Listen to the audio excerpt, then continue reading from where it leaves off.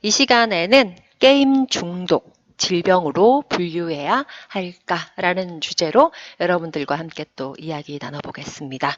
자, 게임 중독, 여러분들은 질병이라고 생각하십니까? 아니면 그냥 문화생활, 취미 활동이라고 생각하십니까? 지금부터 게임 중독에 대한 이야기를 해보고자 합니다. 얼마 전에 나왔던 그림. 네, 이 그림 여러분들 본 적 있나요? 네, 이 그림 본 적 있나요? 이 그림은요, 게임 중독자의 20년 후 모습을 만든 것이라고 합니다. 게임 중독자들을, 게임 전문가들이 제작한 이 모델은 지나친 게임 중독이 우리 인체에 얼마나 악영향을 끼칠 수 있는지를 보여준다라고 하는데요. 정말 이렇게 될까요? 손이랑, 네.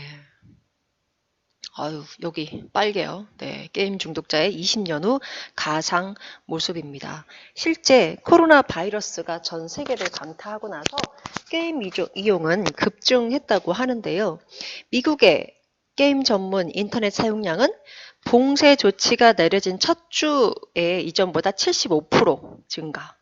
그 다음에 영국은 코로나 이후 게임 이용하는 시간이 19% 증가했다고 합니다. 미국 경제 전문지 포브스는 신종 코로나 확산의 결과로 학교가 문을 닫고 폐쇄 조치가 내려지면서 게임 참여율이 높아지고 있다고 전했습니다. 이게 측면의 모습이네요. 네, 이렇게 변한다는 겁니다. 어디선가 많이 본 이 자세 안타깝네요. 네, 그렇습니다. 네, 자, 이 게임 중독 질병으로 분류해야 할까? 네, 이런 모습이라는 거죠. 자, 그러면 오늘의 토론 시작해 볼 텐데요. 자, 게임 중독 질병으로 분류해야 할까?입니다.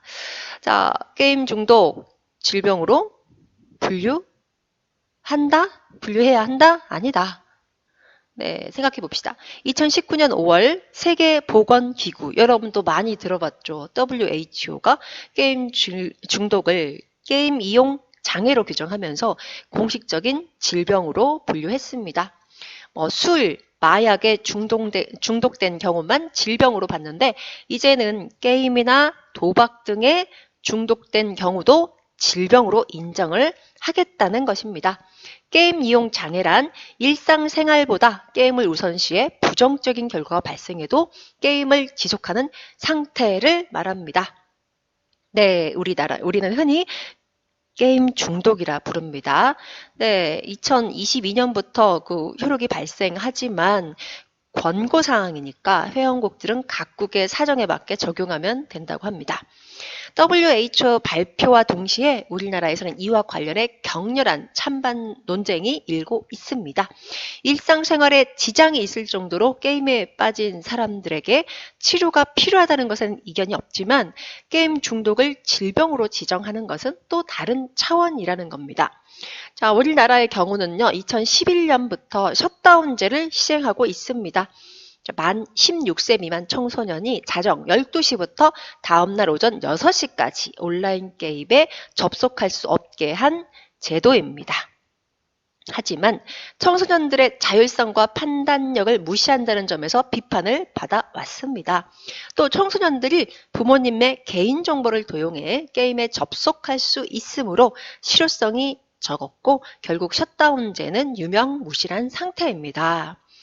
자, 게임 중독은요, 타인에게 피해를 줄 수 있고 자기 자신도 피해를 입게 됩니다.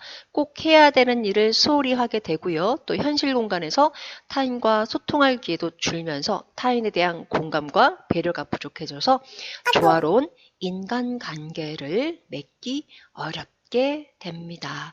자, 그러면 이제 우리가 이런 내용들을 기억하면서 토론을 시작해 볼 텐데요. 게임 중독에 대한 뉴스들을 살펴보겠습니다. 자, 게임 중독이 무엇인지 나와 있죠. 그러면은 게임 중독, 이게 뉴스입니다. 게임 중독으로 질병 분류 시 34,000명 일자리 잃는다라고 했네요. 그 다음에 그 이것과는 또 반대로 정부가 문화예술 활동에 또 게임을 추가하겠다라는 그 미래 먹거리 산업으로 추가하겠다라는 겁니다.